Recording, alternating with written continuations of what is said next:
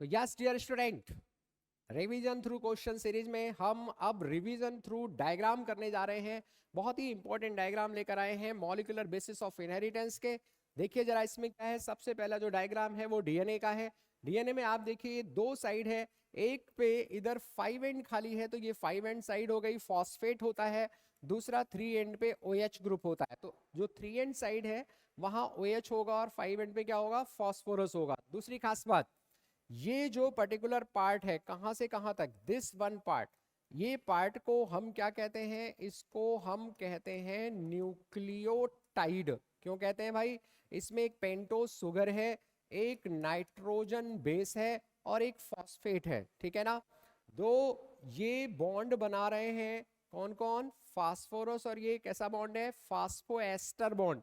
लेकिन जब दो न्यूक्लियोटाइड आपस में जुड़ते हैं तो जो बॉन्ड बनता है फास्फोडाइस्टर बॉन्ड बन जाता है। ये यहाँ पर नाइट्रोजन बेस से जो जुड़ा है कौन सा बॉन्ड होता है, एन ग्लाइकोसाइडिक बॉन्ड होता है, the very very important bond. तो ये एक चेन हो गई है डीएनए की। आइए देखते हैं यहाँ क्या खास बात है। यहाँ दो चेन्स आपको मिल रही हैं, डीएनए में दो चेन्स होती हैं। एक की पोलैरिटी 5 एंड टू 3 एंड है तो दूसरी एंटी पैरेलल होगी, यानी 3 एंड टू 5 एंड हो जाएगी, ठीक है ना। जैसे ये इधर की डायरेक्शन में अगर हम जा रहे हैं 3 एंड टू 5 एंड ये हो गई, तो इधर वाली इस डायरेक्शन में जाएगी 3 एंड टू 5 एंड। फिर खास बात क्या है, यहां पर ये जो दोनों चेन्स है एक दूसरे से ही कॉम्प्लीमेंट्री होती है। इधर प्यूरिन है तो इसके सामने पाइरिमिडीन होगा, जैसे थाइमीन है तो सामने एडिनिन होगा, 2 हाइड्रोजन बॉन्ड से जुड़ेगा। साइटोसिन है तो सामने गुआनिन होगा, कितने हाइड्रोजन बॉन्ड, 3 हाइड्रोजन बॉन्ड से ये जुड़ते हैं। एक बड़ी मजेदार बात आती है, क्या आखिर ऐसा क्यों होता है कि एक प्यूरिन और एक पिरामिडिन ही जुड़ते हैं। जब टू रिंग वाले स्ट्रक्चर आपस में जुड़ेंगे तो जाहिर है वहां पर गैप ज्यादा हो जाएगा, सिंगल रिंग वाले जुड़ेंगे तो कम हो जाएगा। तो जो यूनिफॉर्म डायमीटर है 2 नैनोमीटर का, वो गड़बड़ हो जाएगा। समझ में आया ना। तो यूनिफॉर्म डायमीटर रखने के कारण एक प्यूरिन दूसरे पैरामिडिन से हाइड्रोजन बॉन्ड से जुड़ जाती है। आइए अगली क्वेश्चन। बड़ी खास बात है, जो बेस पेयर्स हैं ये एक दूसरे के ऊपर अरेंज होते हैं और ये स्टेबिलिटी प्रोवाइड करते हैं।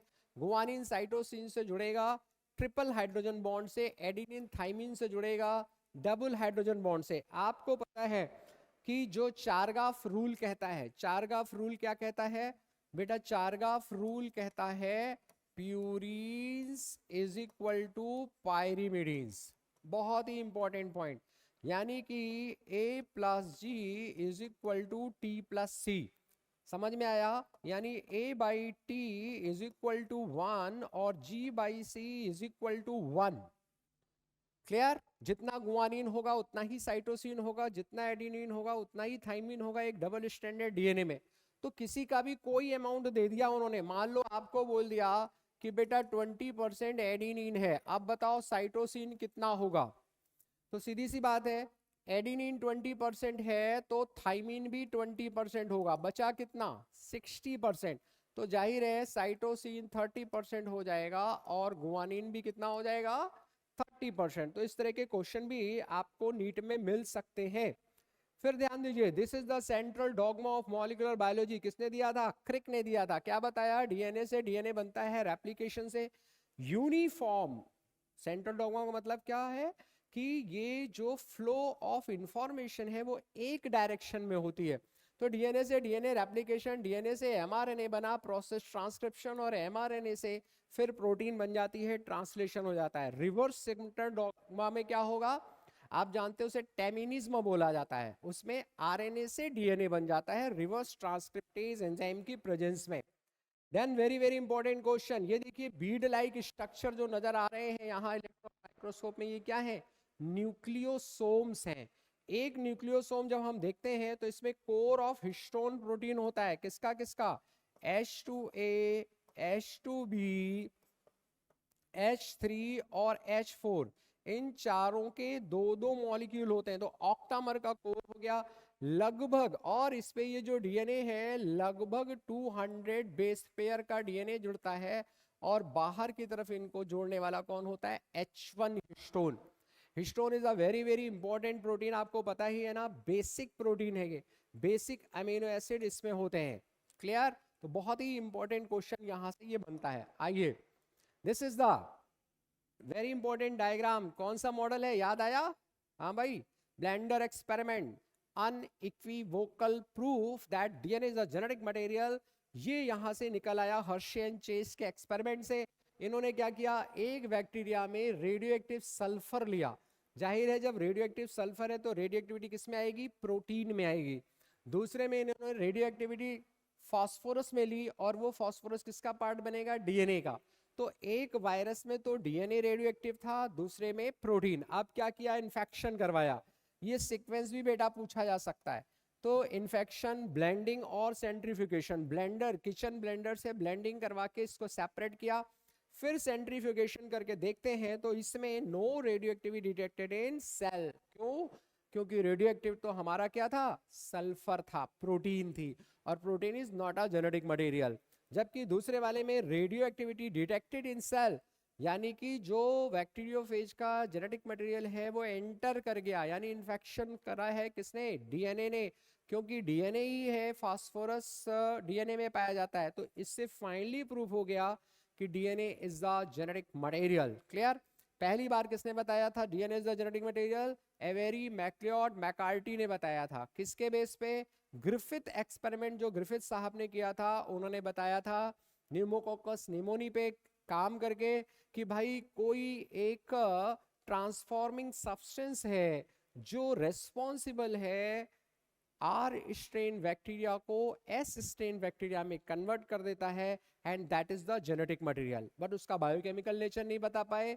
वो नेचर फाइनली प्रूफ किया एवेरी, मैक्लियोड, मैकार्टी ने, लेकिन लोगों ने नहीं माना, और फाइनली अनइक्विवोकल प्रूफ किसने दिया, हर्शे एंड चेज ने दिया। ध्यान दीजिए, डीएनए का रेप्लिकेशन पहली बार semi conservative mode of replication. ये देखिए, ये न्यू स्ट्रैंड है और ये पेरेंटल है। पहली बार किसने दिया, वॉटसन एंड क्रिक ने 1953 में, जब डीएनए का डबल हेलिकल मॉडल दिया, उसी समय बता दिया कि भाई डीएनए रेप्लिकेशन सेमी कंजर्वेटिव होगा। बट प्रूफ करने वाले साइंटिस्ट कौन थे, मैसेल्सन एंड स्टाल। बहुत पूछा गया, ई कोलाई में काम किया उन्होंने, बहुत जनरेशन तक उसको हैवी नाइट्रोजन दी, 15N दी, तो उसके सारे जितने भी नाइट्रोजन कंपाउंड थे सब में 15N हो गया। फिर पहली जनरेशन में उसे दिया उन्होंने लाइट 14N वाला। तो ध्यान दीजिए, 20 मिनट या फर्स्ट जनरेशन के बाद इनको एक हाइब्रिड बैंड मिला।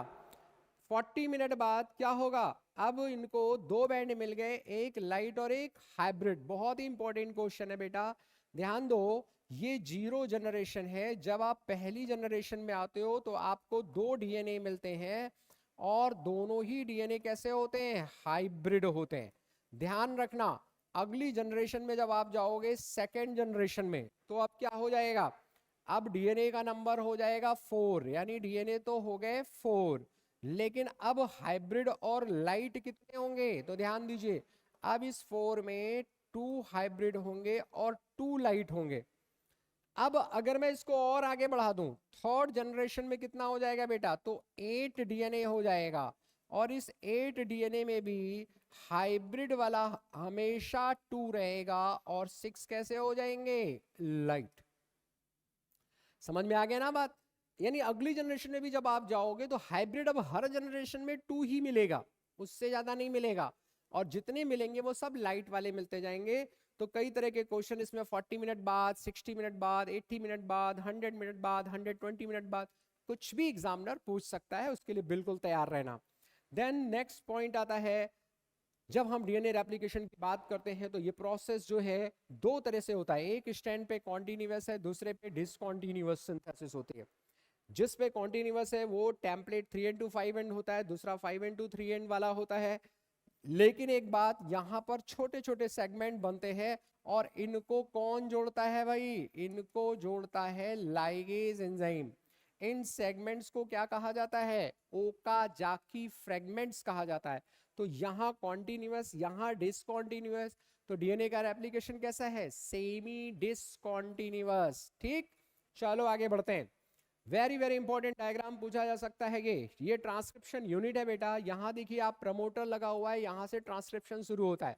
These are the structural gene, और लास्ट में टर्मिनेटर। ये जो कोडिंग स्टैंड है यहीं से सारा हम जो कुछ भी एक्सप्लेन करते हैं यहीं से करते हैं। तो कोडिंग स्टैंड के 5 एंड पे प्रमोटर होता है, कोडिंग स्टैंड के 3 एंड पे टर्मिनेटर होता है। ऑलवेज याद रखना, position of promoter and terminator is very very important. अगर हम इसको बदल दें पोजीशन को, इसे कोडिंग बना दें, इसे टेम्पलेट बना दें, तो ये पूरी चीज बदल जाएगी। समझ में आ गया? यानी कि कोडिंग स्टैंड के 5 एंड पे हमेशा प्रमोटर होगा और 3 एंड पे हमेशा कौन सा होगा? टर्मिनेटर। ये जो टेम्पलेट स्टैंड है इसी पर ट्रांसक्रिप्शन होने वाला है। कोडिंग स्टैंड को कोडिंग क्यों कहते हैं फिर, जबकि ये किसी को कोड नहीं करता? बिकॉज इसके जो सीक्वेंसेस हैं जस्ट लाइक कैसे होते हैं? बिल्कुल इसके सीक्वेंसेस mRNA जैसे होते हैं। केवल एक डिफरेंस होता है, जहां पर mRNA में यूरेसिल होता है वहां यहां पे क्या होगा? थाइमीन होगा। बाकी सारी चीजें सेम होती हैं। क्लियर? चलिए आगे बढ़ते हैं। बहुत इंपॉर्टेंट पॉइंट ध्यान दीजिए। 3 बड़ी बातें आती हैं जब भी हम जाते हैं, इनिशिएशन, इलोंगेशन, टर्मिनेशन।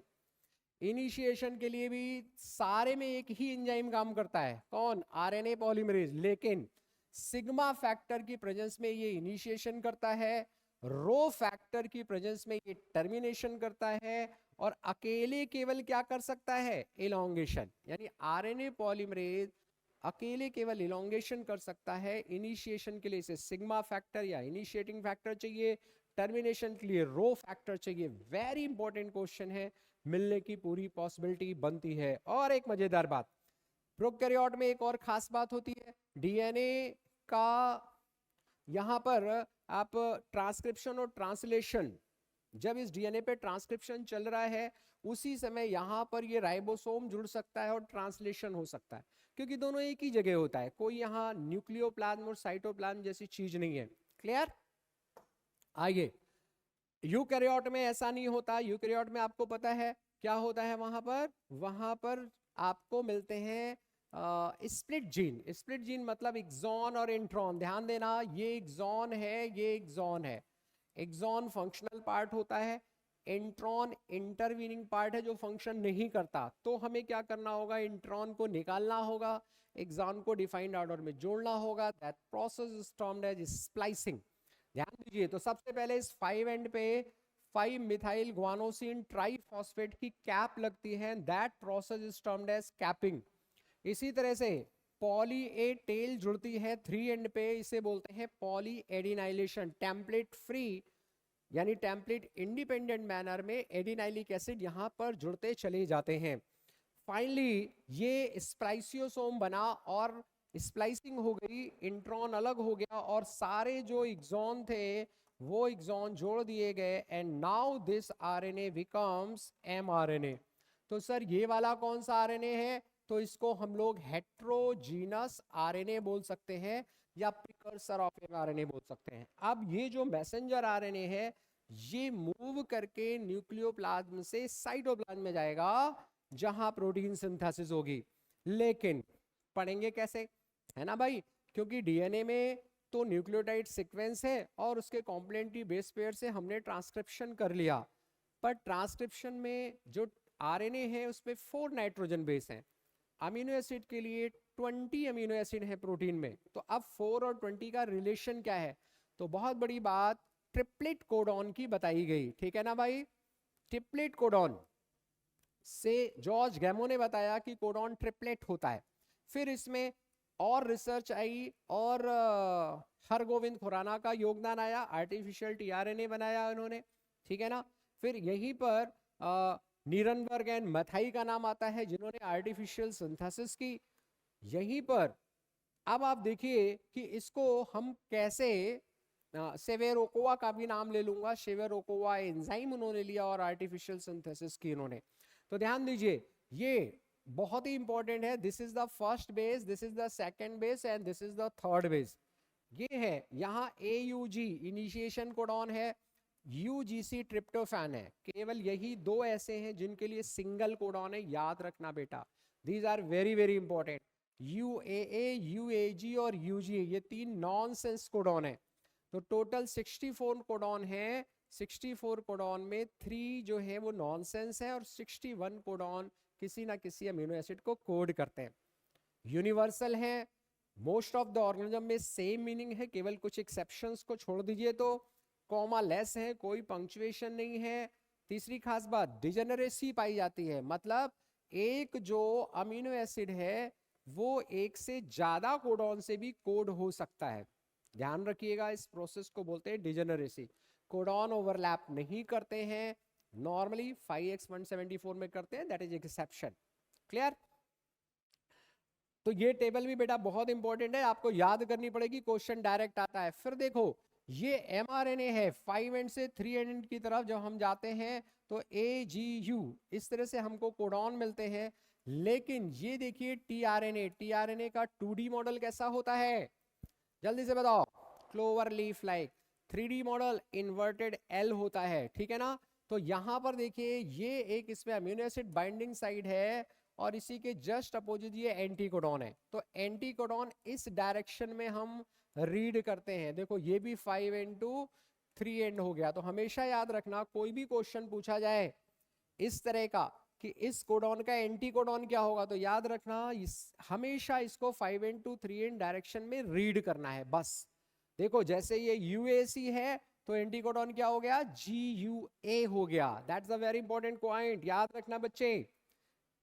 देखो भाई ये है राइबोसोम, आप जानते हैं राइबोसोम की 2 यूनिट अलग रहती हैं एक दूसरे से, केवल only at the time of protein synthesis ये दोनों जुड़ते हैं और प्रोटीन बनती है। डिफरेंट RNA और लगभग 80 डिफरेंट टाइप्स ऑफ प्रोटीन यहाँ होती हैं राइबोसोम के अंदर।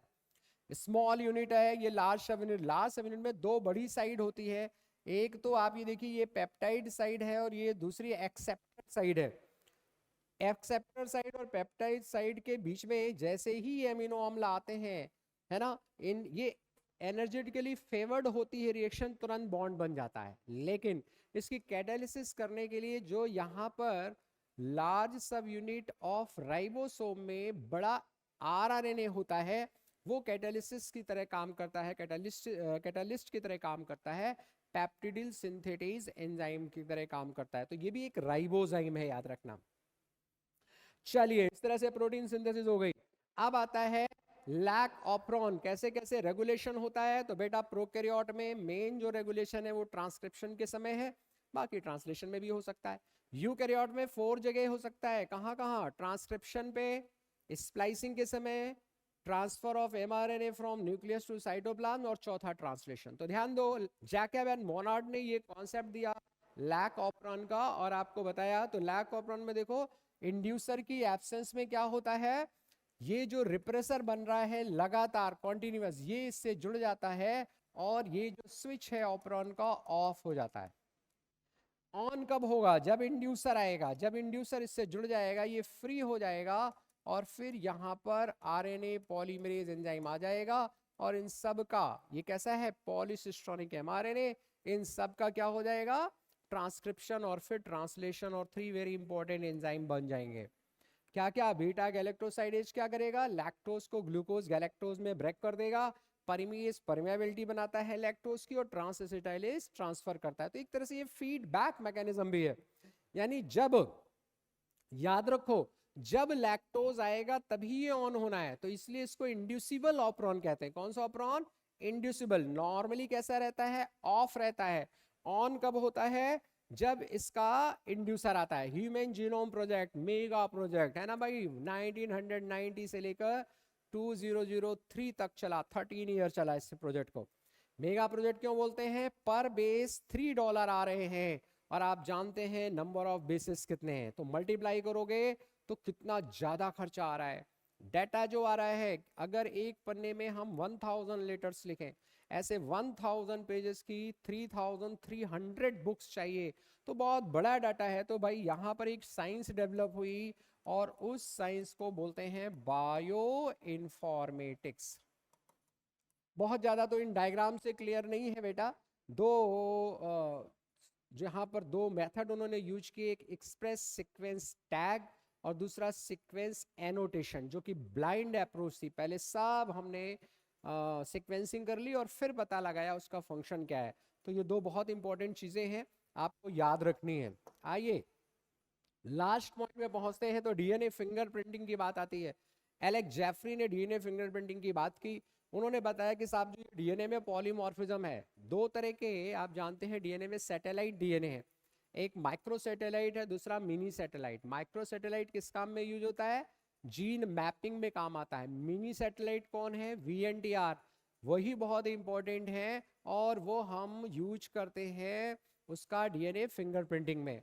पॉलीमॉर्फिज्म के कारण, वो जो पॉलीमॉर्फिज्म अगर कोई हार्मफुल जीन नहीं है तो लगातार एक्यूमुलेट होता रहता है, लगातार एक्यूमुलेट होता है, तो हम आर्टिफिशियल प्रोब बना लेते हैं। तो सबसे पहले क्या करते हैं? आइसोलेशन ऑफ डीएनए कर लिया, फिर उसके रिस्ट्रिक्शन फ्रेगमेंट से लेंथिंग कर ली, फिर हमने उसको इलेक्ट्रोफोरेसिस से उसको क्लियर कर लिया।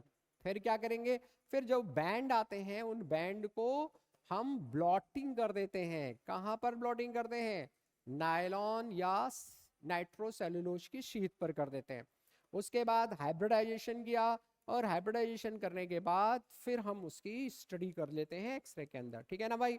तो इस तरह से हमें पता चलता है, तीन खास बातें यहाँ से पता चलती हैं। एक तो कोई भी पैटर्निटी रिलेटेड व्यू है ना, तो वो यहाँ पर क्लियर हो जाएगा। दूसरा, जो क्रिमिनल है फॉरेंसिक साइंस में, क्रिमिनल्स के डीएनए से उनके पास तक हम पहुंच जाएंगे, क्योंकि कोई भी दो व्यक्ति का डीएनए सिमिलर नहीं हो सकता एक्सेप्ट मोनोजाइगोटिक ट्विंस के। समझ में आया? तीसरा, जेनेटिक वेरिएशन में भी हम इसका यूज करते हैं।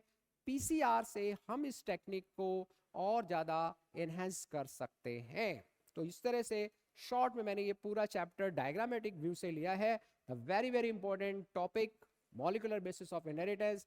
4 to 5 क्वेश्चन आने की इस टॉपिक से पॉसिबिलिटी है। बहुत अच्छे से पढ़ें, बने रहे इस चैनल पर। और एक खास बात, 3 मई को 5:30 से हम लोग लाइव आ रहे हैं नीट के पेपर के साथ, तो चैनल पे बने रहे, लाइक करें, सब्सक्राइब करें, फ्रेंड्स को शेयर करें, ताकि ज्यादा से ज्यादा लोग इसका लाभ ले सकें। Okay, thanks and all the best.